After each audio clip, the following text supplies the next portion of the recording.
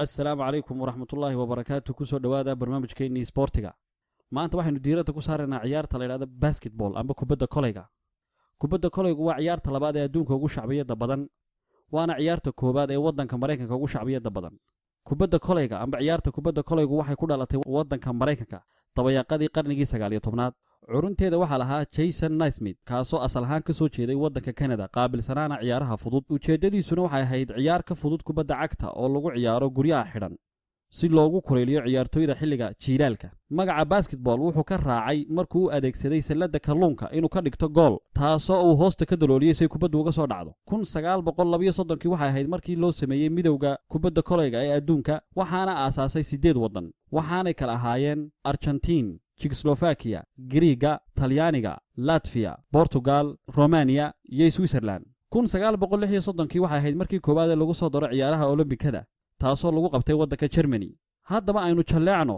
taariikhda NBA oo ah horyaalka adduunka ugu caansan NBA magaca waxa la bixiyay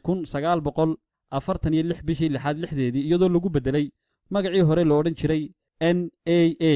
kaas oo ay ku soo biirtay koox Kanadiyaani waxaanay noqotay 30 kooxood oo 29 ka mid ka soo jeedaan wadanka Mareykanka iyo hal koox oo ka socota Canada taasoo magaceeda la yiraahdo Toronto Raptors imika haatanna balayno eegno qawaaniinteeda iyo shuruucdeeda kuwa ugu caansan kubadda koleyga garoonkeedu wuxuu u sameeysan yahay sida shakliga leydiga dhererkiisu wuxuu dhan yahay 28 mitir ballaca garoonkuna wuxuu dhan yahay 15 mitir salada amba koleyga kubadda lagu ridaa wuxuu dhulka ka sareeyaa 3.5 mitir kubadda koleyga waxa loo ciyaaraa 5 qof oo ka soo horjeeda 5 qof koox walba waa inay ka koobnaataa 5 qof waqtiga kubadda koleyga wuxuu ka kooban yahay 4 haaf walbaaba waa 10 daqiiqo dhibcaha kubadda koleyga waxa loo xisaabiyaa sidan haddii aad goolka ka dhaliso adigoo ku dhex jira goobada waxa lagu xisaabinayaa 2 dhibcood haddii aad goolka ka dhaliso adigoo ka baxsan goobada amba goolka u jira 3.75 mitir waxa lagu xisaabinayaa 3 dhibcood waxa badinaysa kooxda keenta dhibcaha ugu badan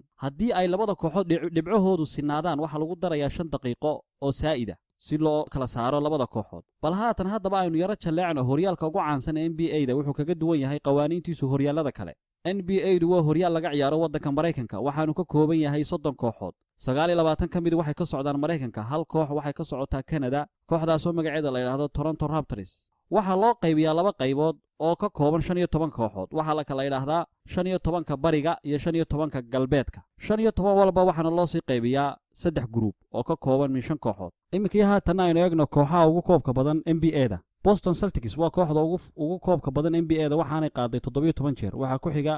Los Angeles Lakers waxay qaaday 16 jeer waxa kaalinta saddexaad ku jirta Golden State Warriors oo qaaday 6 jeer